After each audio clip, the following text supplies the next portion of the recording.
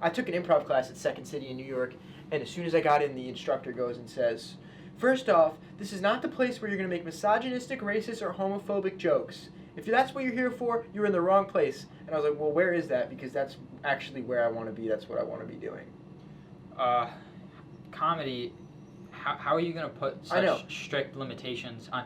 How will you tell me what I find funny? Exactly. And then I watched as they went around the class and did like these completely unfunny things. And it was like, to be funny, you need to be outrageous and shocking and intelligent. I mean, there's no like, there is. I can understand jokes being in poor taste. Yeah, and absolutely. That's completely understandable. I'm still gonna make them. I'm still gonna make them. There's certain things that you don't have to say or you don't have to joke about. Yeah. But there's plenty of jokes there that are funny that could be made, and everyone is just like... As far as I'm concerned, comedy, there's nothing off limits for comedy. However, your intention matters, and so intention matters, and where you say it matters. Like, I think it's completely, like, whack to be making a political joke at a political... then again... Well, that actually sounds kind of funny. No, it could be. It could be funny. I'm just thinking honestly, I'm thinking about the Trump rally at Madison Square Garden, Tony Hinchcliffe's joke. Oh, is this the one where he got a bunch of heat he said Puerto Rico's a floating island of garbage, and to me that was like just not funny. It just wasn't funny. It wasn't a good joke. It was See, that's what I would call probably in poor taste. Yeah. That's supposed to be a serious event where you represent those people as well. Keep in mind, Puerto Rico is U.S. territory. So you represent those people. So it's probably a little insulting to call their home garbage. But then, no shit, Cameron, you just got that now? No, I'm kidding. But then you have George Lopez, who goes up and makes a joke about Mexicans, and they're like, then they're coming out and attacking him, saying, why when he said it's okay? Well, first off, he is himself Mexican. Also, it was kind of just a more funny joke than what Tony Hinchcliffe said. What Tony Hinchcliffe said, Tony Hinchcliffe is a roast comedian, and I'll be fully honest, I don't think his stuff's that funny. I think I've seen their show. I think they're just like, he kind of just acts like a dickhead 90% of the time. And his comedy is just straight up insulting people. I don't think it's that funny. It's not really that intelligent. That's just my take on it. I don't think it's like anything great. And the joke itself wasn't that bad. Some things they say are funny though. I mean, every comedian has something funny at some point that they've said. But they wouldn't be a comedian. Yeah. You can't judge a comedian for their least funny jokes. You have to judge them for their best jokes, and I think most people do. That's the mix-up in comedy. I really don't watch stand-up a lot or anything like that, but honestly, Bill Burr is one of the best stand-ups. He's actually hysterical. Nah, he's hysterical. Every time I've watched him, his shit has me laughing. And honestly, out loud. Shane Gillis is obviously great too. Shane Gillis is really funny. I don't watch a lot of Shane Gillis. You gotta watch him. I, in general, don't watch a lot of stand-up. I don't like the idea that I love improv, and I love comedy that's more improv, sketch type comedy where it's a show and everybody's in on it. I don't like what I hate is these people doing pranks on YouTube where they go out into public places and they just act like an asshole and ruin someone's day.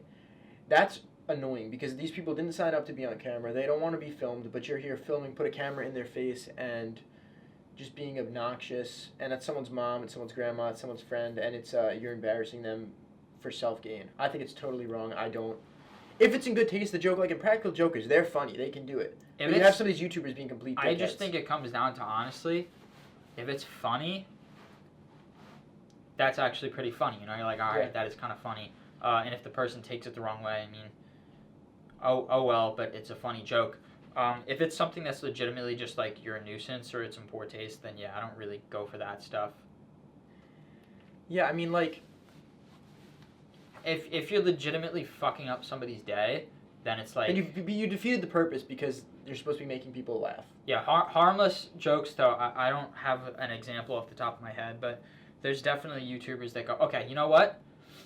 Ross Creations, legitimately everything he does is like so really tasteful too. really funny. It's really clever and well thought out. Like, he's super glued a pickle jar shut. Yeah, his jokes would offend nobody. They're so completely G-rated. They're so family friendly. So it's almost like they're all play on words. But exactly, that's what's so great about it. Yeah, to me it's like, oh, ha, I love Ross Creations, but it's like, oh, ha, that's funny.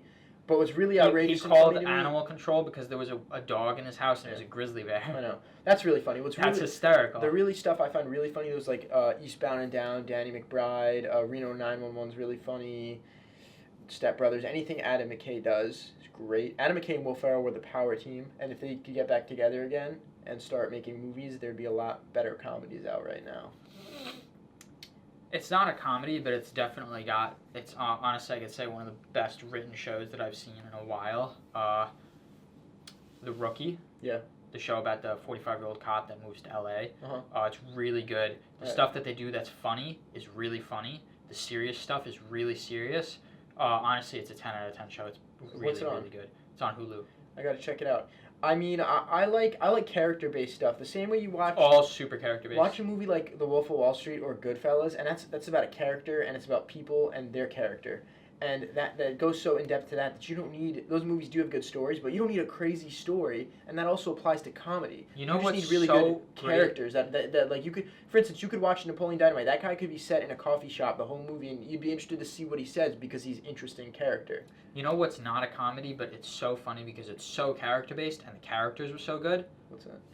We're going to say it, and I know we're thinking about it. Say it on the count of 3. Oh, wait. You got to give me more insight. I'm not thinking it. It's one of the greatest movies of all time, and it's not a comedy, but the characters in it are so comedic and funny. They do such a great job. It's very entertaining to watch. I have no idea what this is. Is it like, give me a hint. It's really good. You got to give me more of a hint than that. It's really good. Brain's a little fried. I'm not going to guess it. Just say it. Good Will Hunting. Oh, Good Will Hunting. Yeah. Good Will Hunting's a Good Will Hunting is an incredible... It's really funny. Laughed at Good Will Hunting, though. You've never laughed at Good Will Hunting? Yeah, no. They're at the bar. How do you like them apples? Yeah, it's not Casey Affleck is hysterical. It's in not that movie. Die Hard. It's good funny. characters. It's good characters. Well, because a good movie, when you watch a good movie, that's the whole point you're supposed of what to we're experience saying. an array of emotions from every movie should be a good movie, whether it's a comedy. Even though comedy, I don't think it's a genre. Hear me out. Comedy's not so much a genre as it is a. What's the other thing that it could be? It's I don't know. Oh, comedy's not really a genre. Comedy should be in every movie, I think. Quentin Tarantino movies are funny. They have comedy. Every movie should have some comedy, some suspense, some fear. It's telling a story, and there's no story. Yeah, but the overall tone is what determines the genre. That's right. Comedy's a tone, not a genre. No, a genre would be action adventure, I think. Comedy should be in all of these. I would say comedy is a genre too, because look at Dumb and Dumber. It's a drama. It's a drama. Dumb and Dumber is a story about two guys.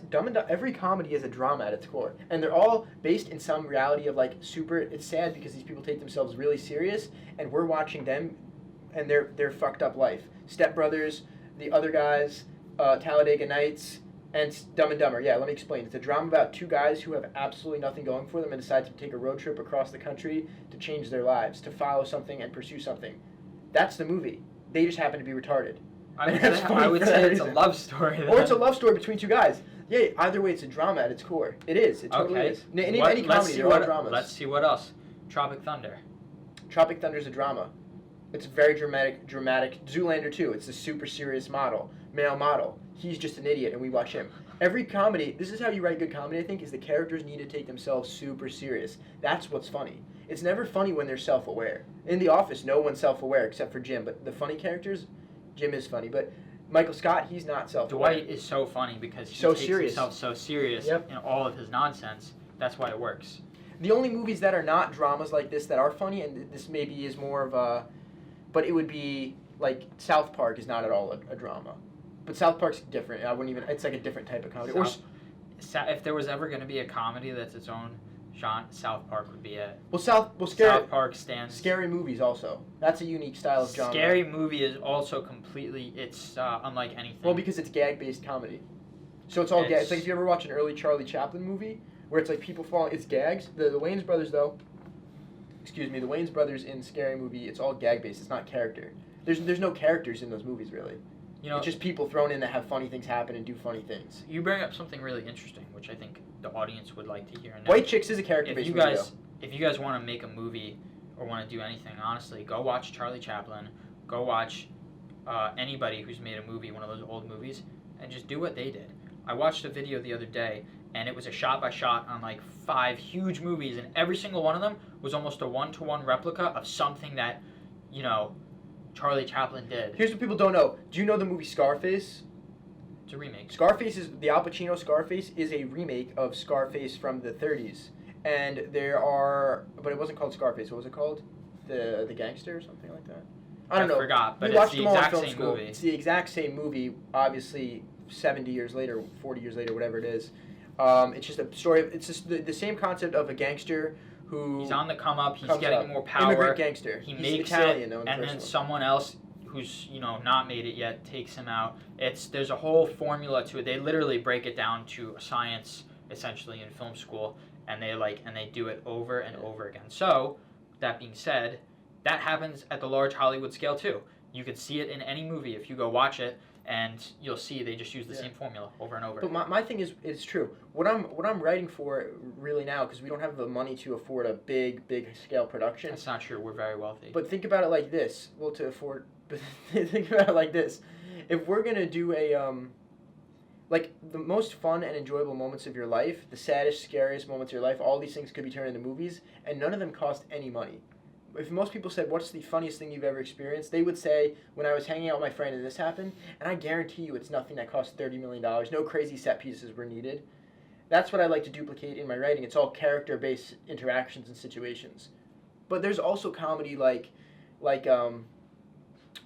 there's comedies like I want to say that are big productions, kind of like Horrible Bosses and 22 Jump Street that are great and character-based.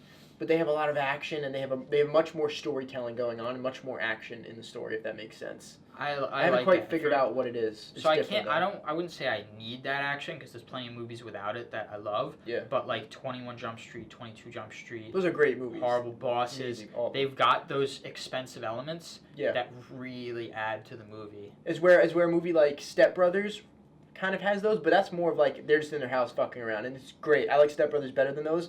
But Step Brothers is funny because it's just the peak of ridiculousness. You won't find a more ridiculous movie. And it's brilliant writing. But so is Brothers. the Jump Street movies and Horrible Bosses. And those are the only movies where the sequels are better, if not just as good as the first. Yep. And that's rare. I've yet to see movies like that.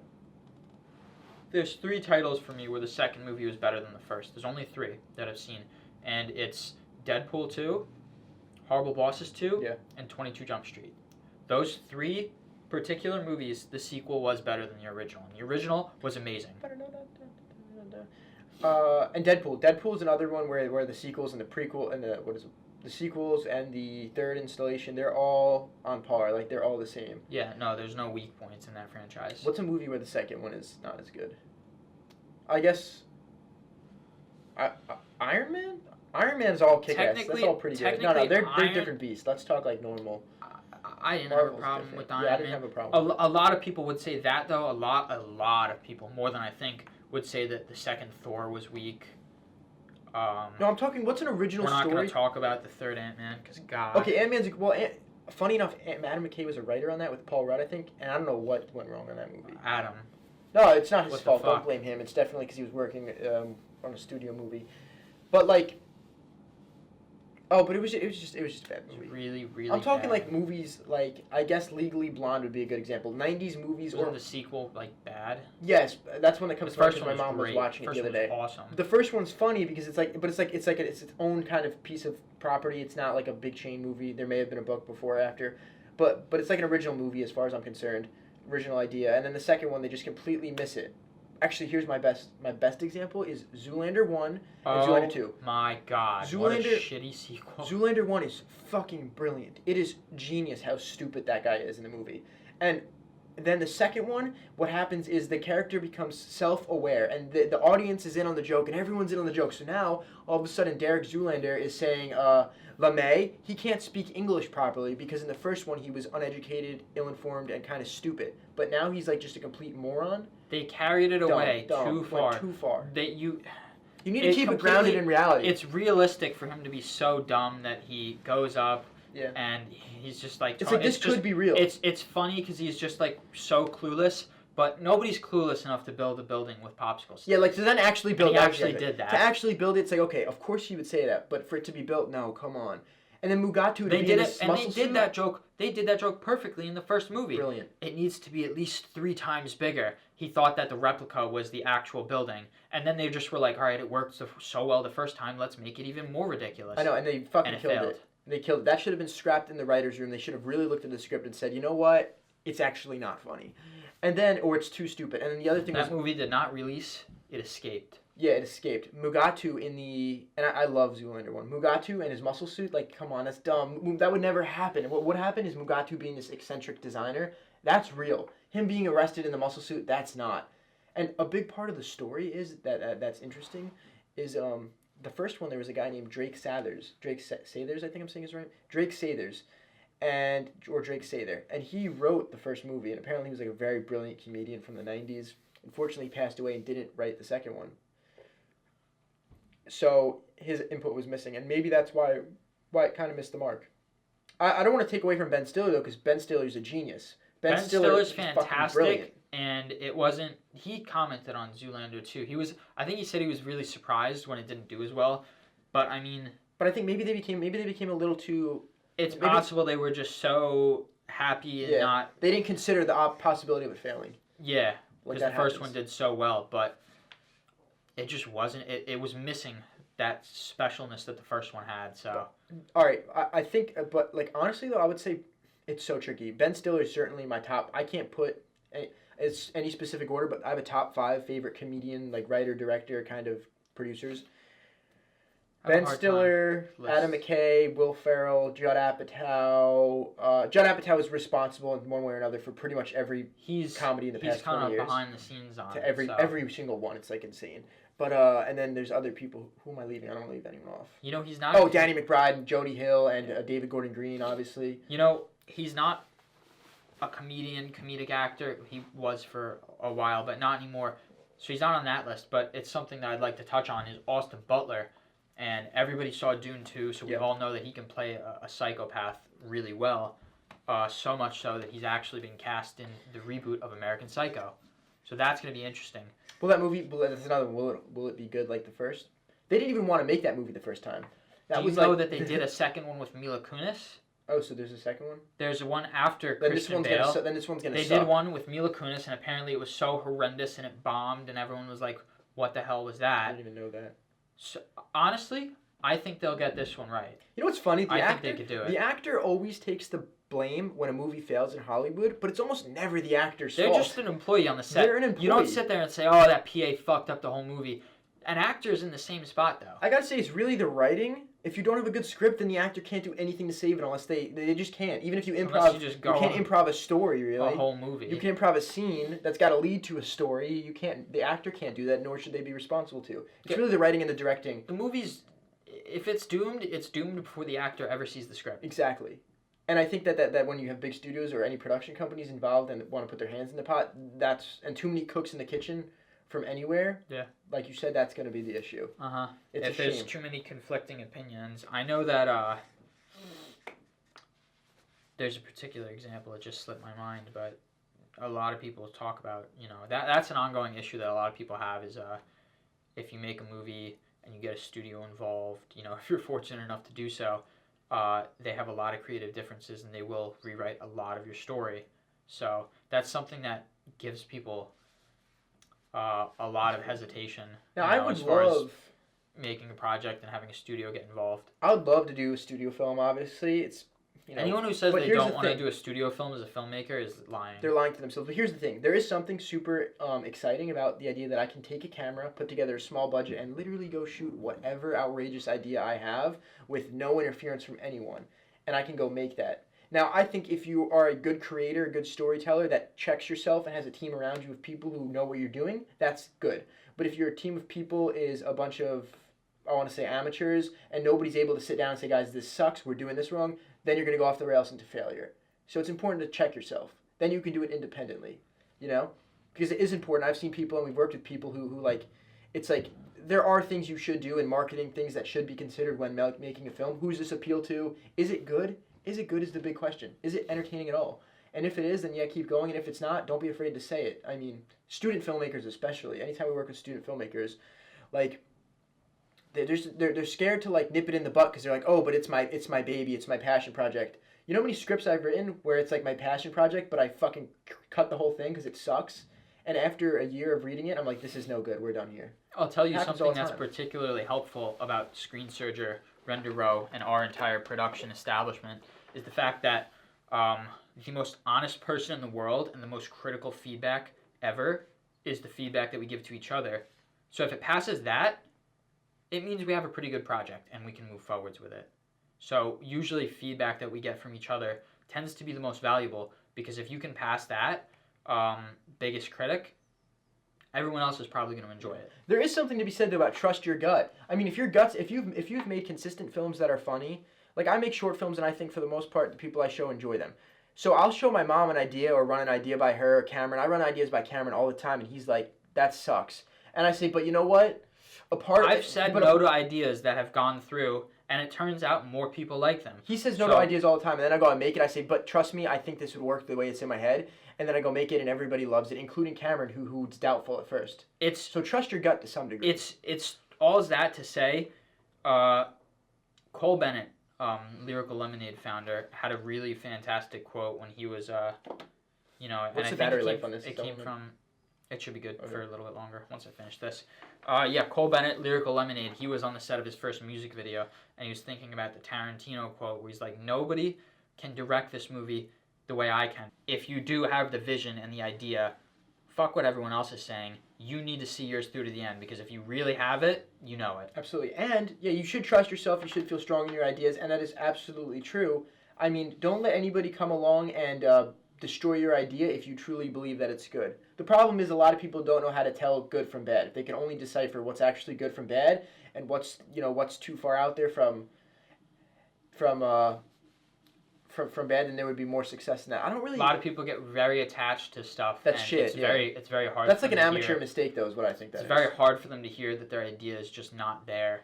Tyler Sheridan, the creator of Yellowstone, actually said that in his approach to writing, he thinks he's not that unique of a person, so hopefully when he writes, a lot of people will enjoy it.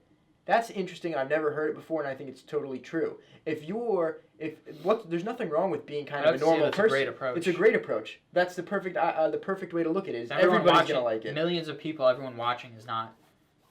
Everyone's trying to be the next unique, different. Maybe just be you. If you like everyone else is gonna like you. Well, honestly, the truth is though, you gotta just be you, because you will be the best creative when you're doing truly what you are. I see it in amateur.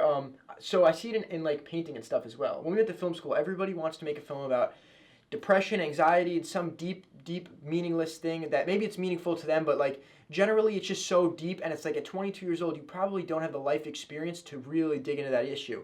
Also, anxiety, depression, sad, these are all character traits. This isn't a movie. And we've worked with so many people who have made movies about this. It's not a movie, it's a character trait. And it's a mistake if you make a film about it. Good Will Hunting, he has anxiety, but the movie's not about anxiety. It's because he's a genius. He's a genius that's in a shithole and has to get out of it, right? So it drives the character forward and it motivates the character, his terrible situation, but the whole film isn't about that. It's about his circumstances and stuff that's causing that. There's depth, there's layers. I think that a lot of people tend to see that as an entire, it's a movie about this, when it should be, it's a movie about a character who is going through this and that's causing this, rather than just one thing. You need layers. And I see it in art too, in paintings. It's like I notice all these local Long Island-based painters all paint beach scenes, right? And it's funny because it's like I think that's their perception on what art is, but really I know every single person in this art gallery by us, there are 3 of the exact same paintings, the exact same scenes in the beach, and these people did not communicate with each other. And it's like, how does that happen? Isn't there a like you as a person, whoever painted that, those 3 people, I'm sure there's more to you guys than that one spot. I'm sure that the 3 of you just thought like, oh yeah, this is art, this is cool. It reminds me a lot of that meme, oh, you'll never find another girl like me. Yeah, and it's a picture of 20 girls dressed the exact same, all blonde hair, same shoes. Like, it's crazy that everybody's just... There's another funny meme like that, too, and it says, when you moved to LA from your hometown because you were special at film. Yeah. And it's the Buzz Lightyear clip of him walking through the toy store, and there's a million other Buzz Lightyears. That's why you need to... It's true, though, because if you go there and you just try to do what everyone else is doing, you're just like everyone else. You got to take risks. You should do your own thing. And you got to take risks. I mean, how many times do we make something we owe everything that we make is like this will